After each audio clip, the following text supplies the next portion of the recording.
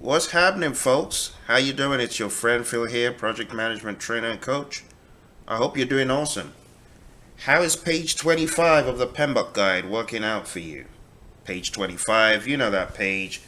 That page that has the breakdown of all of those processes in the PMBOK guide. The 25, as we call them. Are you finding it easy to remember them? Well, let me go through these mnemonics for the various processes. We're going to do this one at a time, starting with integration, and then we're going to comb through in the different videos. But let's start off by going to that page. Before I hit that page, though, if you're looking for virtual training, we got that coming up. You need to go to pmsucceed.com to look at the schedule. So why don't you do that? But anyway, you know this page, page 25, the infamous page that everybody hates to love or loves to hate, whichever one. But this table could give people trouble on the exam. Some folks say, Phil, there's no way I'm going to get that into my head. I don't have the bandwidth. I don't have the space.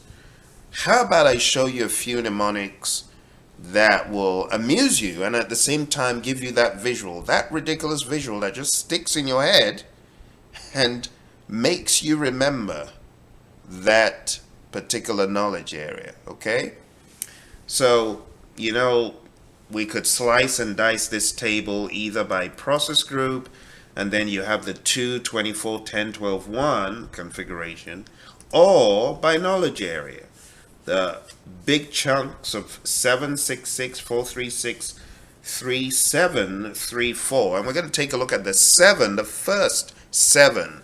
Those 7s are usually the ones that throw you for a loop, right? Because there's so many of them. But I'm going to show you an easy mnemonic for you to digest and remember. So let's jump straight into the integration chapter. And I want you to visualize this character on the screen. You know who this is? Clue. He's holding a harp. King David. So the mnemonic goes something like this. David dances delightfully. You got to remember, he loves to dance. He dances delightfully most Mondays. Everyone hates Mondays, but not him. And most mornings as well. So you could think of him dancing delightfully most Mondays or most mornings. Wakes up first thing, he's going for his little dance, right? So David dances delightfully most mornings, playing chords on his harp. Easy mnemonic. David dances delightfully most mornings, playing chords. Now I got to give a shout out to my student Renee, who did some engineering around the wording and came up with this mnemonic. So David dances delightfully most mornings, playing chords. You gotta love that one. That's an easy one. So what does that stand for? The first D, develop project charter, then develop project management plan, then direct and manage project work, then manage project knowledge, then monitor and control project work, then perform integrated change control, and last but not least, close project or phase, which is obscured by your friend Phil. You can't see it, but yeah, it's behind me. Let me get out of the way so I can show it to you. Last but not least, close project or phase. So David dances delightfully most mornings, playing chords. What does this really mean? First D is authorization, develop project charter. Second D is assemble all the plans, develop project management plan. Third D is direct and manage the project. In other words, execute your plan. Then the first M for most is manage project knowledge. Get the knowledge and use it. Use it as early as possible, as quickly as possible. Don't let the project end before you start using your lessons learned. Then the second M is monitor and control project work. You want to monitor the work as a whole. You want to integrate all the moving parts that you get from monitoring and controlling the project. You want to integrate all of that schedule forecasting you're doing, along with the cost forecasting. All of that work performance information you've gleaned, this is where you're going to take that, you're going to put it together, and then you are going to report. So this is where work performance reports is an output. So you get an output work performance reports from this monitor and control project work. And then the next one, P, perform integrated change control. This is where the team is generating questions or change requests.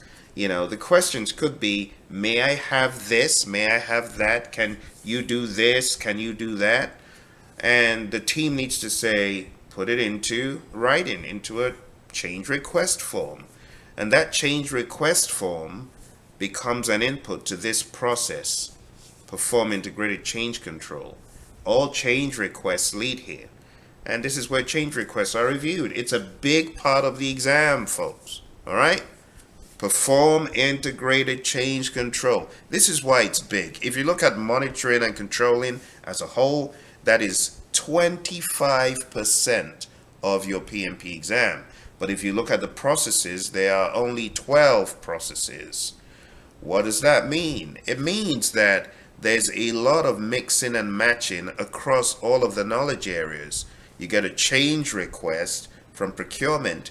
It's going to interact with cost because there are costs associated with procurement. It may even be a resource-related procurement, which then adds another knowledge area to interact with.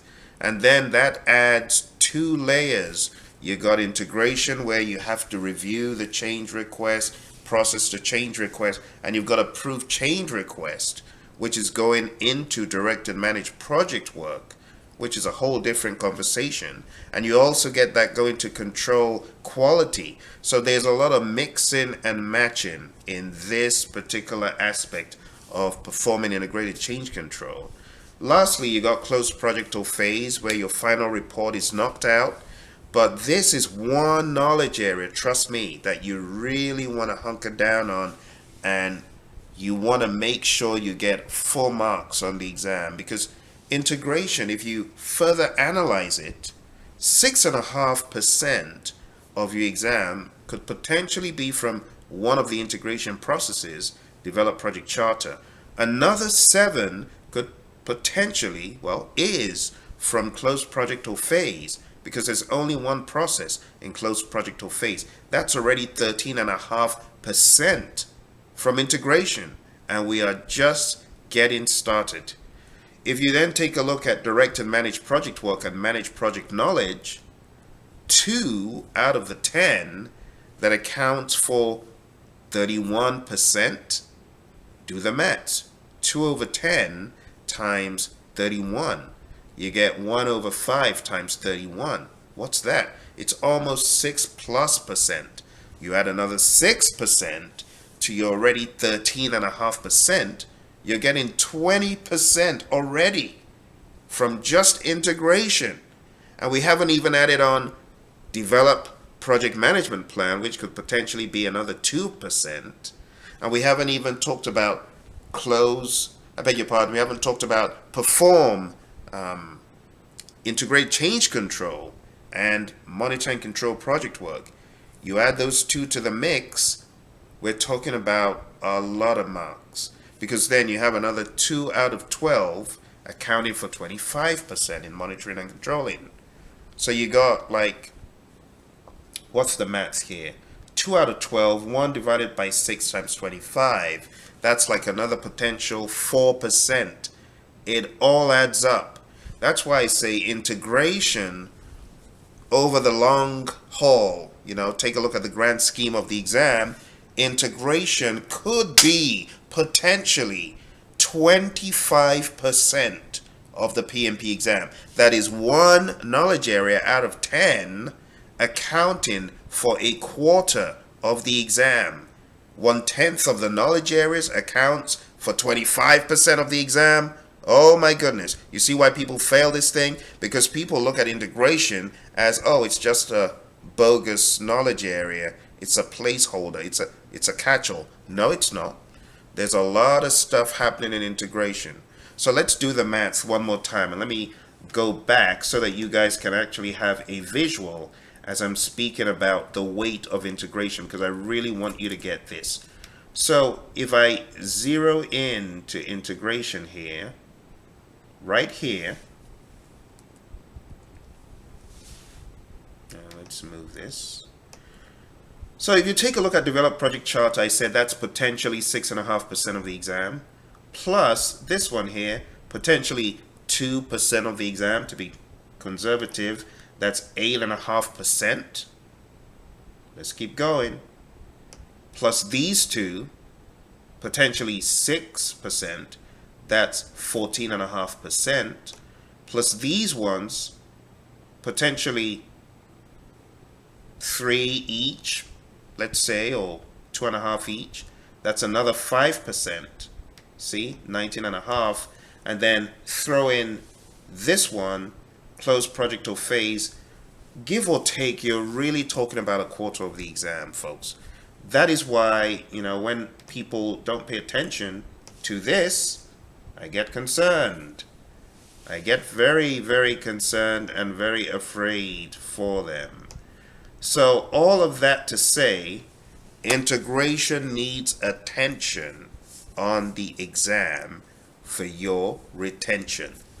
And that's it for our little review, folks, of the mnemonics of integration management. Don't forget David. Don't forget what David does. What does he do?